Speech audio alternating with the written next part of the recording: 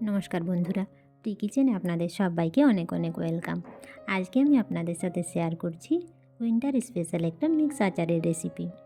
ভাত, রুটি, পরোটা সব কিছু দিয়ে এই আচারটা খাওয়া যায় আর ইজিলি ঝটপট বাড়িতে তৈরিও হয়ে যায়। এটি তৈরি করার সঙ্গে সঙ্গে আপনারা খেতেও শুরু করে দিতে পারেন। একবার বানিয়ে নিলে অনেক দিন পর্যন্ত স্টোর করেও রাখা যায়। এটি বানানোর জন্য আমি নিয়ে নিয়েছি 3টে মতো গাজর, 2টো মূলো আর 15-20টা মতো লঙ্কা। প্রথমে আমি গাজর এবং মূলোর খোসা ছাড়িয়ে নিয়েছি এবং ছোট ছোট করে কেটে নেব। গাজর এবং মূলোগুলোকে আমি একটু লম্বা পাতলা করে কেটে নিয়েছি।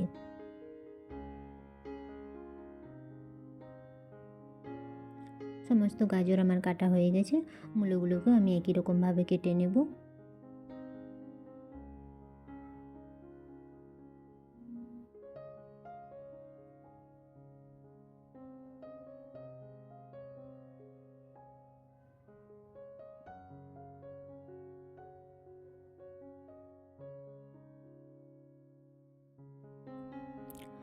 লঙ্কাগুলোর বোঁটার দিকটা এভাবে ছাড়িয়ে নেব।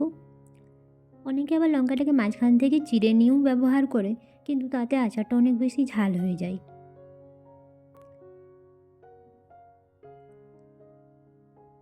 ছাড়ানো আমার হয়ে গেছে। এবার সব কিছুকে আমি ভালো করে ধুয়ে নেব।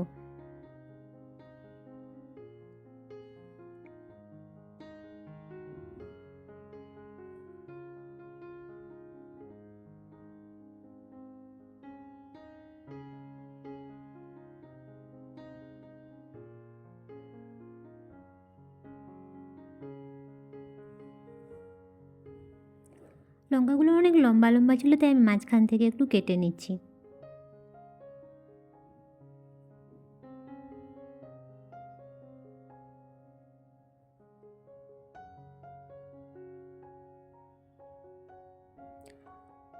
সব কিছু আমার কাটা ধোয়া পরিষ্কার হয়ে গেছে। এরপর এটাকে আমি কয়েক ঘন্টার জন্য ফ্যানের নিচে শুকনো হতে রেখে দেবো। আপনারা চাইলে রোদেও 2-1 ঘন্টার জন্য রেখে দিতে পারেন। আমি 3 ঘন্টার জন্য প্রায় ফ্যানের নিচে এটাকে শুকনো করে নিয়েছি। এরপর আচারের মশলাটা তৈরি করে নেব। 2 চামচ আমি জিরে নিয়েছি, 2 চামচ নিয়েছি গোটা সর্ষে,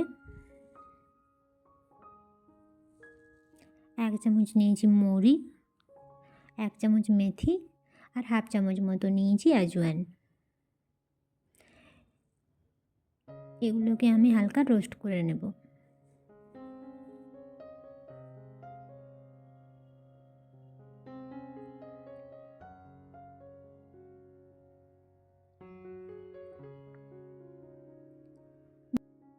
বেশি ভাজার দরকার নেই। যখন মশলা থেকে একটা সুন্দর গন্ধ বের হবে, তখন এটাকে গ্যাস থেকে নামিয়ে নিন।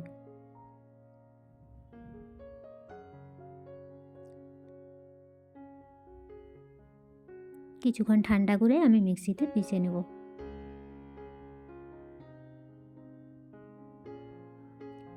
একেবারে ফাইন পেস্ট করার দরকার নেই। হালকা একটু মোটা থাকলে আচারের জন্য ওই মশলাটা ভালো হয়।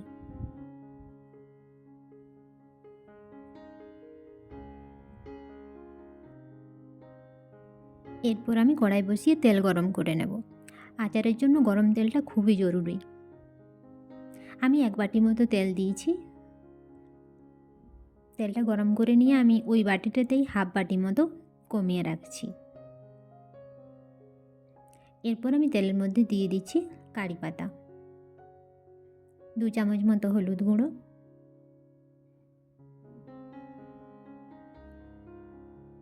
কালো জিরে দিয়ে দিয়েছি খুব অল্প।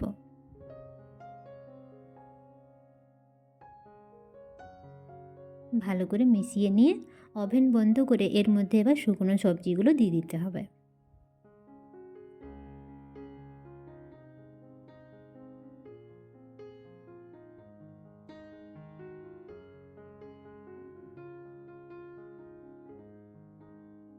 তেলের সাথে আমি ভালোভাবে মিশিয়ে নিচ্ছি।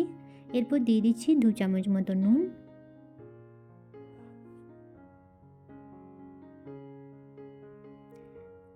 যে ভাজা মশলাটা করে রেখেছিলাম সেই মশলাটা দিয়ে দিচ্ছি। 1 চামচ মতো দিয়েছি লাল লঙ্কা গুঁড়ো।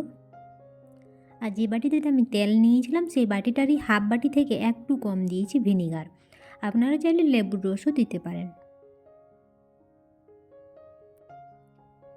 এই ভিনিগার দিলে আচারের পরমাও অনেক বেড়ে যায়।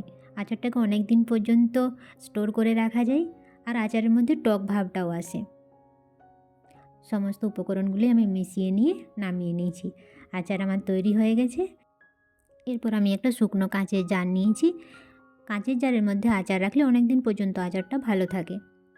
এরপর আপনারা মাঝে মধ্যে হয়তো 2-1 দিনের জন্য রোদে এটা রেখে দিতে পারেন, তাহলে আচারটা অনেক দিন পর্যন্ত ভালো থাকবে। আজকের ভিডিওটি আপনাদের কেমন লাগলো তা অবশ্যই কমেন্টে জানাবেন। ভালো লাগলে একটি লাইক করে দেবেন, চ্যানেলটি সাবস্ক্রাইব করে প্লিজ আমার পাশে থাকুন।